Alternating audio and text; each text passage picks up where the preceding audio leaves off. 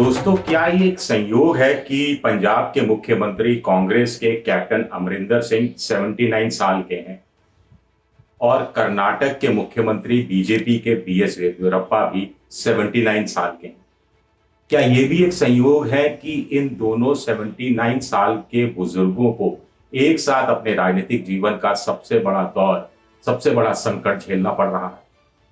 क्या ये भी एक संयोग है कि कांग्रेस और बीजेपी दोनों वरिष्ठ अपने छत्रपों को निपटाने की रणनीति पर एक ही समय में अमल कर रही है?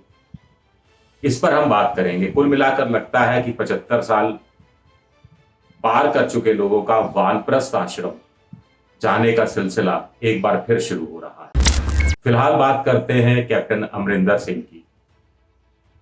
कुल मिलाकर नवजोत सिंह सिद्धू ने ताजपोशी अपनी करा ली है। वो पंजाब प्रदेश कांग्रेस के अध्यक्ष बन गए हैं।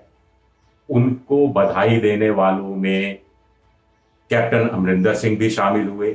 वो कैप्टन अमरिंदर सिंह जो कल तक कह रहे थे कि जब तक 150 ट्वीट के लिए नवजोत सिद्धू माफी नहीं मांगेंगे तब तक वो उनसे मिलेंगे भी नहीं, बात भी नहीं करेंगे।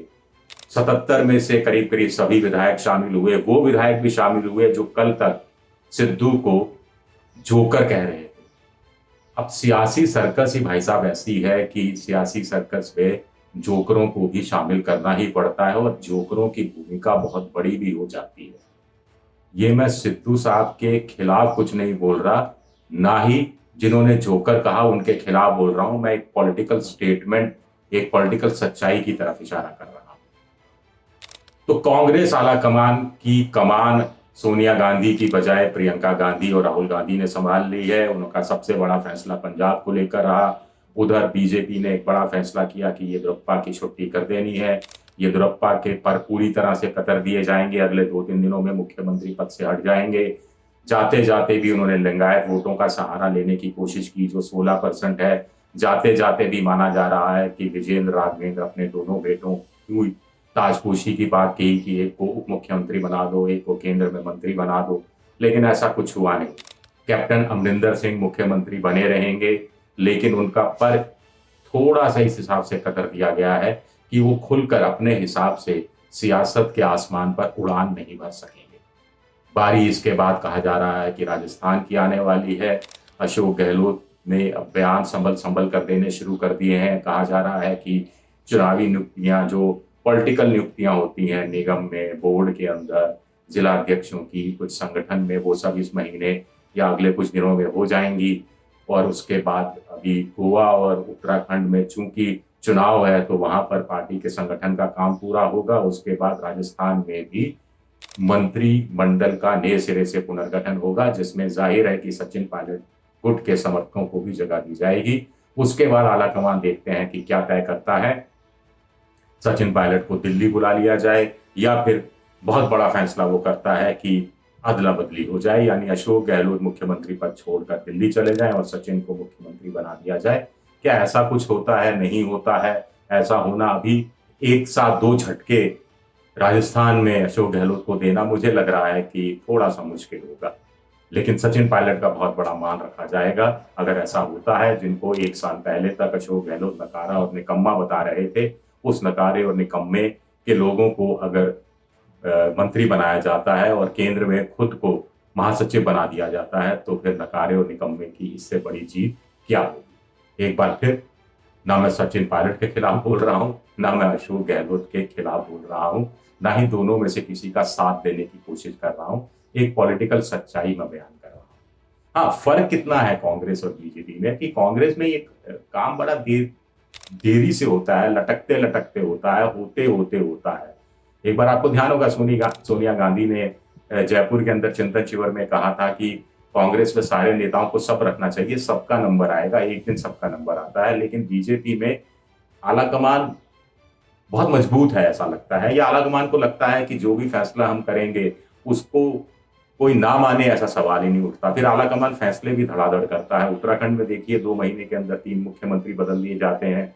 असम के अंदर सर्बानंद सोनोवाल जो 5 साल मुख्यमंत्री बने, उन्हें केंद्र में मंत्री बना दिया जाता है।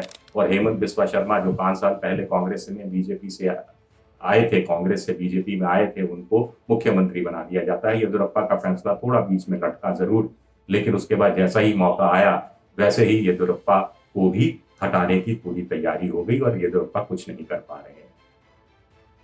इसमें एक बड़ी चीज तो उभर कर आती है कि पार्टी बड़ी होती है, नेता बड़ा नहीं होता। बड़ी पार्टी को बड़े फैसले लेने में बड़ी मुश्किलें आती हैं, या कभी कभी बड़ी पार्टी को बड़े फैसले लेने में मुश्किलें नहीं आती हैं। पहली लाइन कांग्रेस पर लागू होती है, दूसरी लाइन बीजेपी पर लागू होती है, लेकिन लाइन किसी पर भी लागू हो, जो चाकू है, चाकू तो बुजुर्ग नेताओं पर ही गिर रहा है। तो क्या राजनीति में यह समय आ गया है?